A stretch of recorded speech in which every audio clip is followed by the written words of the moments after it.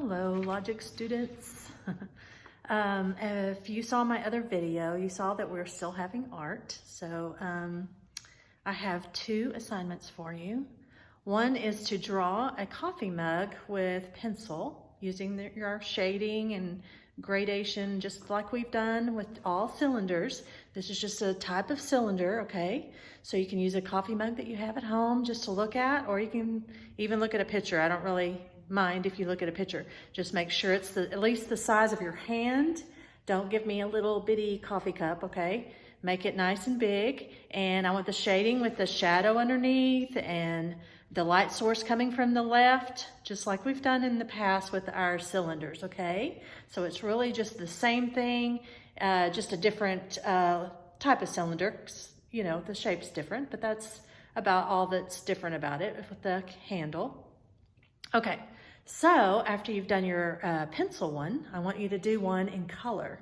And so I'm sending home some examples of what that will look like, okay? So you can use any kind of medium you want for this. If you have colored pencils at home, use colored pencils, use markers, whatever you want to do. But it's going to be a little harder with markers to get that kind of shading, so I wouldn't recommend markers.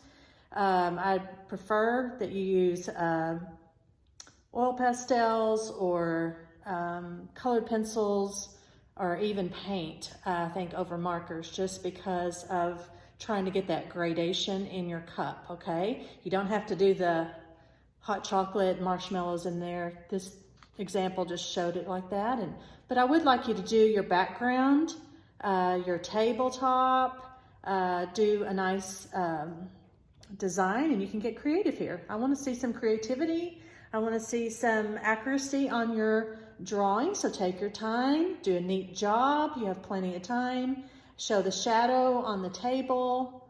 Remember that your darkest dark is going to be right under your cup, okay? Your darkest dark is right where the table and the cup meet, actually, okay? And then your shadow is going to get lighter as it goes out. So I'm just reminding you of these things that you should already know.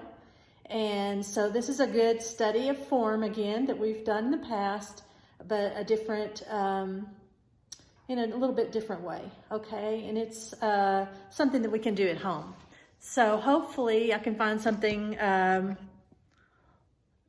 else for next week, as it's a little challenging with not knowing who has what supplies at home. And so we're just gonna make this work, okay? So I hope you're all doing well. I miss you, and we'll talk to you next week for your next assignment. Bye.